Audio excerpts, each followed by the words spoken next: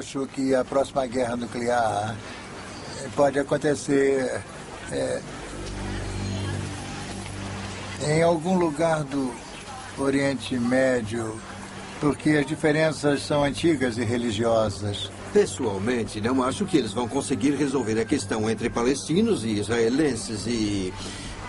acho que é um beco sem saída. Eu não sei por que Hitler tinha tanto ódio deles.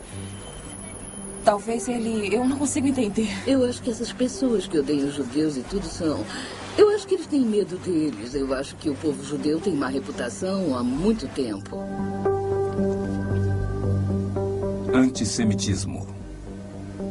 Há 2000 anos passados, o profeta Jeremias disse: falosei um espetáculo horrendo para todos os reinos da terra, e os porei por objeto de espanto e de assovio e opróbrio entre todas as nações. Vejam como Israel está só. O Senhor disse: embora todo o mundo se una contra eles.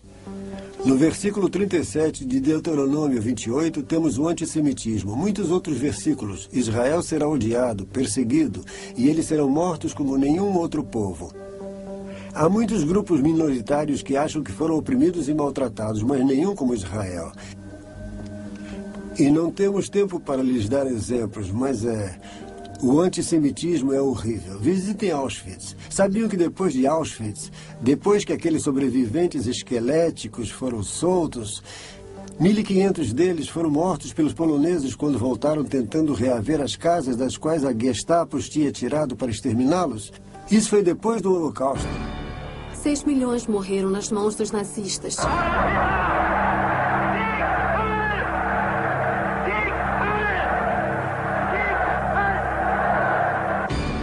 O ano era 1967, Israel lutando para a sua sobrevivência contra as forças árabes combinadas.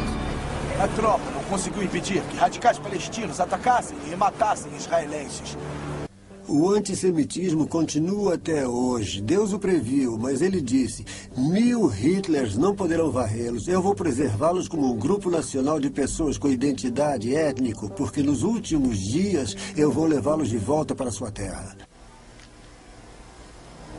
Israel floresce. O profeta Isaías disse isso: dias virão em que Jacó lançará raízes, Israel florescerá e brotará e encherá de frutos o mundo. A nação de Israel se tornou o terceiro maior exportador de frutas no mundo. Deus falou sobre as montanhas de Israel e que elas seriam plantadas novamente. Seriam reflorestadas, a terra seria arada e essa terra se tornaria tão árida, frutificaria como o jardim do Éden. Deus disse: eu farei, e ele fez. Se forem até Israel, verão os campos cobertos de verde, cobertos com árvores, e poderão ver o que Deus fez. Olhamos outro versículo interessante. No Velho Testamento, Isaías 27, versículo 6. Aspas. Israel florescerá e brotará, e encherá de frutos o mundo. Fecha aspas. É isso mesmo.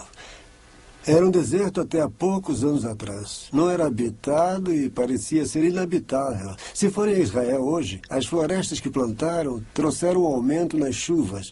E em Joel 2, versículo 23, isso foi previsto. Israel vende flores para a Holanda.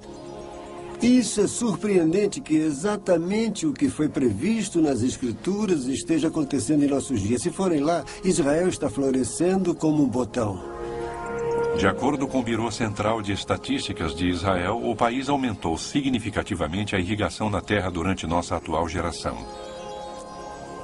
Vista do espaço, aquela terra que sempre fora árida, hoje está repleta de vegetação, em total contraste com as nações vizinhas, que são praticamente áridas.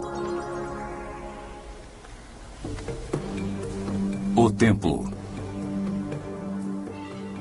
Das muitas passagens das Escrituras da Bíblia que se referem ao futuro, profecias que dizem respeito à nação de Israel, nós ficamos sabendo que o templo deve ser reconstruído para que tais profecias sejam realizadas. É interessante notar que os judeus estão muito interessados em reconstruir seu templo. Houve muitos grupos formados com a intenção de reconstruir o templo. Eles já estão fazendo instrumentos para serem usados no templo para os sacrifícios e para a adoração no templo. E podemos ir a Jerusalém hoje e ver móveis e utensílios que já foram feitos de acordo com as leis levíticas. Uma das próximas coisas a acontecer será a reconstrução do templo. Como sabemos, Jesus, Paulo e João fazem referência a isso. E as notícias vindas de Israel informam que eles estão se preparando para a reconstrução. O Instituto do Templo fabricou 63 dos 103 implementos a serem usados pelo templo. Há centenas de jovens sendo treinados para servirem como sacerdotes no templo. Os cientistas se empenham tentando resolver o que ainda falta e na tarefa de saber qual deverá ser a precisa localização do templo. Há algo na alma dos israelenses a respeito desse templo. Eles já têm planos, já têm as pedras, já têm os instrumentos, têm os mantos e estão prontos para agir. E o templo, de fato, será reconstruído. E o anticristo é aquele que irá permitir que isso aconteça.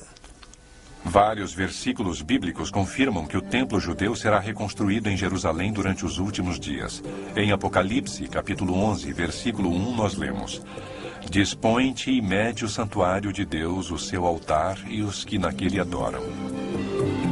Deus previu tudo isso. E este é o grande sinal. Perguntariam, Deus existe? Como sei que Deus existe? Israel, olhem só, exatamente o que ele disse que ia acontecer, aconteceu. Não podemos ser ateus, não podemos ser agnósticos, ninguém pode negar isso. São fatos. Aconteceu diante de nossos próprios olhos e, é claro, ainda há mais por vir. E porque o que ele previu já aconteceu, nós temos toda a confiança de que o que ele diz que ainda está por vir irá acontecer exatamente como diz a Bíblia.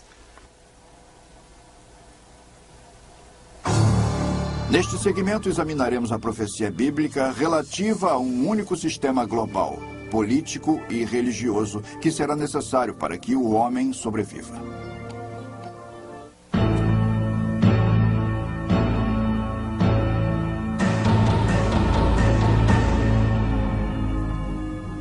Unidade global. De acordo com a Bíblia, nos últimos dias, todo mundo se unirá numa espécie de comunidade global governada por um homem, empossado por Satanás, conhecido como a besta, ou o anticristo, ou o homem do pecado, ou o filho da perdição.